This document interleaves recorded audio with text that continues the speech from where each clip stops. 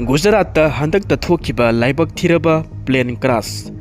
Gujarat ki Ahmedabad gi London damna paigadaba Air India gi AI-171 flight runway dagi hek paikat khiba matungda minute ani gi manungda airport gi kilometer 3 muk lapna leiba BJ Medical College ki hostel na tasinduna kai khibagi tamthiraba thodok adu India khakta natana malem pumbagi miyamda kauba ngamloidaba thodok ama oina adumuk leihoragani ningsing bayabadi ingkumja 1991 gi August ki tang 13 da Kolkata Imphal Dimapur sector da paigadaba Indian Airlines ki flight number 257 Boeing 737 Manipur gi thangjing sing da kai khiba passenger 13 crew member 3 punna miwai 38 na sikhiba thodok adugi matungda plane kaibagi thodok amaga mari leinana Manipur gi miyamna thamoi sokna nungai khidaba asi AI-171 Boeing 787 Dreamliner aircraft kaibagi thodok asina ahanba oiramgani haina su khalli handaki Gujarat ki Ahmedabad ta kaikhiba plane crash ki tamthiraba thodok asida Kari maramgi damakta Manipur gi praja miyamna kauba ngamloidaba thamoi sokna nungaitaba phawkhiba asigi maram haiba taragadi tamthiraba plane crash ki thodok aduda lamdam asidagi saknairaba aphawba miwai politician minister MLA aeroplane kaiba adugi thodok aduda yaukhibagi natte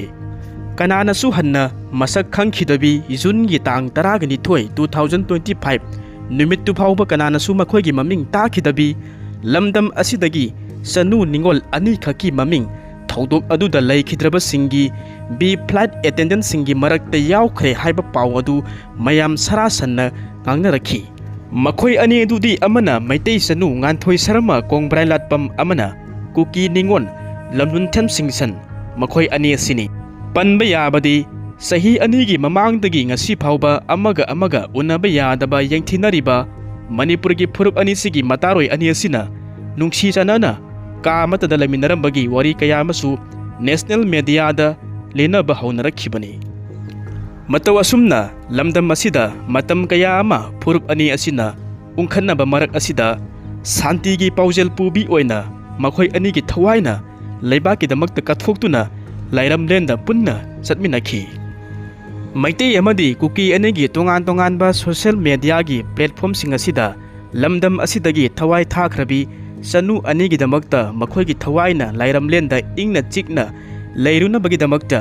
maitei amadi kuki phurup ani asina ungkhatna ba ngaihak kauthokhtuna makhoina thawai thakhrabi ani gi damakta makhoi gi thawaina lairam lenda ingna chikna leiruna ba awaba kaya ama phongdoknakhi angakpana thallaba Air India 171 plane crash ki wari asida marai bakthi ga dauraba aircraft aduna London gi damakta paina ba sem saringai da pung kharagi mamangda Delhi dagi Ahmedabad chamna pairakpada tonglakpa passenger amana thengnarakpa plane adugi technical defect khara air condition yakitaba signal light mutkhiba service button number da effective oikidaba asina singba minor defect khara asi video recording tawduna social media da thagatkhi hangkhi miyamna masibu lemjaningai oiraba Dreamliner aircraft ama haibadura mataw asum tawna passenger adugi account dagi viral oikiba video adubu Air India gi technical team aduna kari maramgi damakta thawai khidabano minor oiba technical issue amani khanna mirai khibara natragana hena chauba lautuna ba amagi khudung inna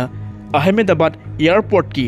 aircraft engineer sing aduna AI-171 gi Boeing 787 Dreamliner aircraft dagi engine animak asi paikhatpaga mathau tawba lepkhinaba million dollar kaya ama thadaraga manungda Aronba conspiracy ama laikhibra masi khanadaba yamak yadaba singnaba mieng amani masigi thodok asi handakta India amadi Pakistan leibak ani asina muknakhibada India na pangthokiba Pakistan gi mayokta operation sindurgi matungda lakpa after effect amasu oiramgadra haina miyamna chingnari masi haiman mathokpa singnafam thokpa wafam amani thijin humjin tawrba matungda masigi oiba chapchaba maram asisu khanglagani masigi thodok asi tongan ba India gi mioi kaya manasu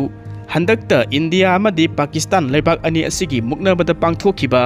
India Pakistan ki mayokta sathakhiba operation sindura asiga mari lainaram biya bara masita sengna connection lainaram gadra haibasigi matang da chingnari masigi hiram masida Turkey technique kauba agency amana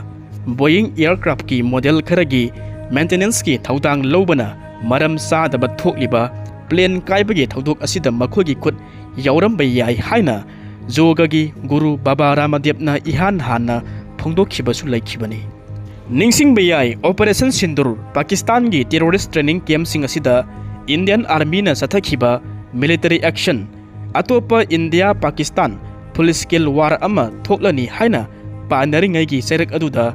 Turkey na Pakistan gi michang da phongna mayek siangna lepkhiba laikhi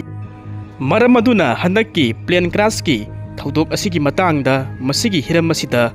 Turkey technique na Boeing aircraft maintenance ki thaudang lauriba aircraft ki model aduda Boeing 787 yaude haina Turkey na thinthaba tawdana sengdokliba asina huranba makokta napi pakle haiba asigi pauro asida khanghauduna lauthorakpa asida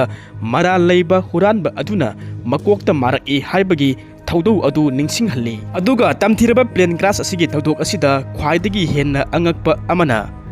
aircraft adugi seat number 11A taramathoi suba parengi oithangba thongnau maya aduda athu akai matamda thoknaba thong haibadi emergency door adugi hek manakta phamba nupa ama mamingna Ramesh Kumar Biswas mahak mathanta hingauba asini masigi plane kaibagi tamthiraba thaudok masigi wathok asida taraina khak loba yadaba wafam amana Ramesh Kumar na matau karamba matamda aeroplane adudagi songthokhibanu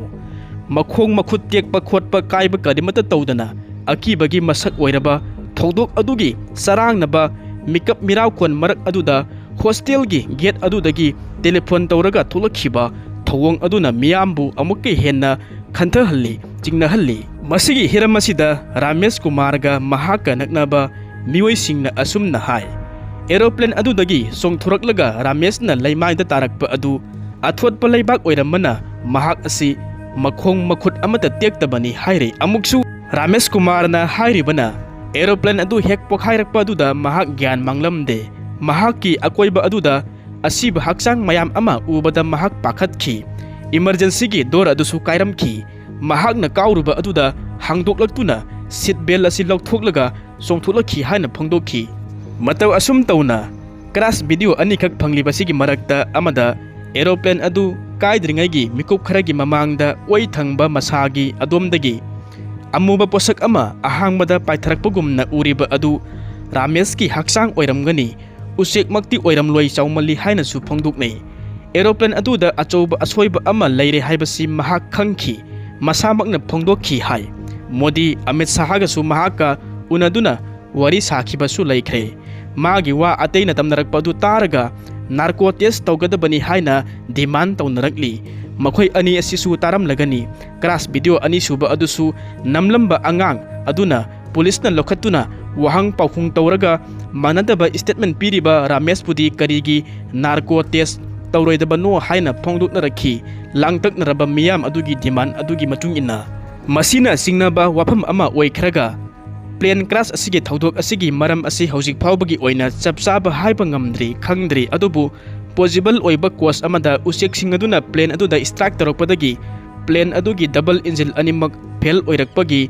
possible oiba lei hainasu phongdokhi adubu masigi oiba final conclusion adudi black box amadi forensic ki data matung ina athubada phongdoklani haina thajanari